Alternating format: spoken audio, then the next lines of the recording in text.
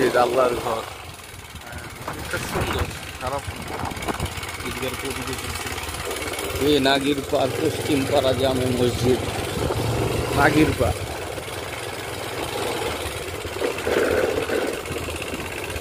এই রাস্তার কাজ করা খুবই জরুরি।